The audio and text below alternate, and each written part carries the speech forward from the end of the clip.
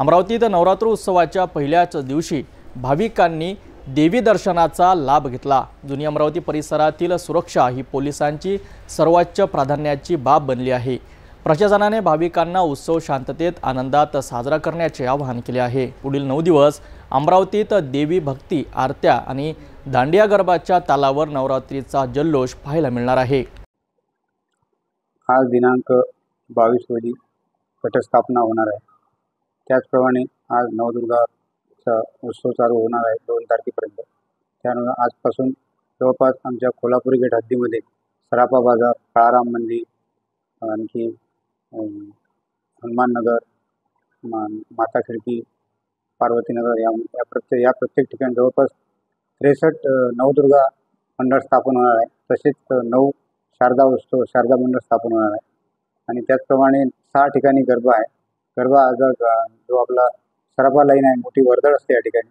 आणि सकाळी 10 वाजतापासून तर संध्याकाळी 10 वाजेपर्यंत मोठ्या प्रमाणात ते वर्दळ राहणार आहे। काही ठिकाणी शासनाने 12 वाजेपर्यंत परवानगी दिली आहे, तसेच इतर वेळी 10 वाजेपर्यंत परवानगी दिली आहे। त्यामुळे मोठ्या प्रमाणात गरबा चालणार आहे। अमरावतीमधून कानाकोपऱ्यातून व खेड्यापाड्यातून, शहरातून, खेड्यापाड्यातून मोठ्या प्रमाणात ते गरबा पाहण्यासाठी येतात। आणि सराफा बाजार असल्यामुळे खरेदी करण्यासाठी मोठ्या प्रमाणात गर्दी होते। त्याप्रमाणे प्रत्येक ठिकाणी फिक्स पॉईंट लावलेले आहे। या ठिकाणी मस्जिद आणि मुस्लिम एरिया मिश्र वस्ती आहे। मुस्लिम एरिया, बौद्ध एरिया मोठ्या प्रमाणात असल्यामुळे मिश्र वस्ती असल्यामुळे त्या ठिकाणी मोठ्या प्रमाणात बंदोबस्त ठेवावा लागतो। कारण की कुठल्याही प्रकारचा एखादा जर अनुचित प्रकार घडला तर त्याच्यात मोठं स्वरूप होण्याची शक्यता नाकारता येते। त्यामुळे आम्ही चोख बंदोबस्त ठेवले आहे, फिक्स पॉईंट लावले आहे। गरबेच्या ठिकाणी पोलीस कर्मचारी आणि महिला कर्मचारी देण्यात आले आहे। फिरती पेट्रोलिंग ठेवली आहे, बीट मार्शल ठेवली आहे आणि RCB वगैरे मोठ्या प्रमाणात बंदोबस्त डिप्लॉयड केलेला आहे। कुठल्याही प्रकारचा ते वाद होणार नाही याची आम्ही दक्षता घेत आहे। आणि शांततेच्या मार्गात सर्व सण उत्सव सुरळीत पार पाडण्यासाठी आम्ही कसोशीने प्रयत्न करतो। आजपासून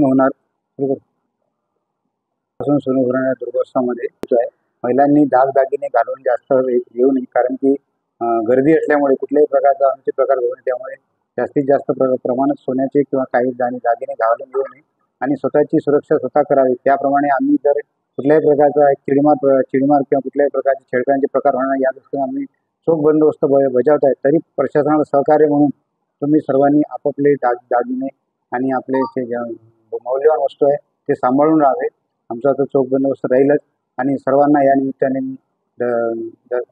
दसरा आणि धम्मप्रवर्तन दिवशी आणि आपल्या नववर्षाच्या सर्वांना शुभेच्छा देतो।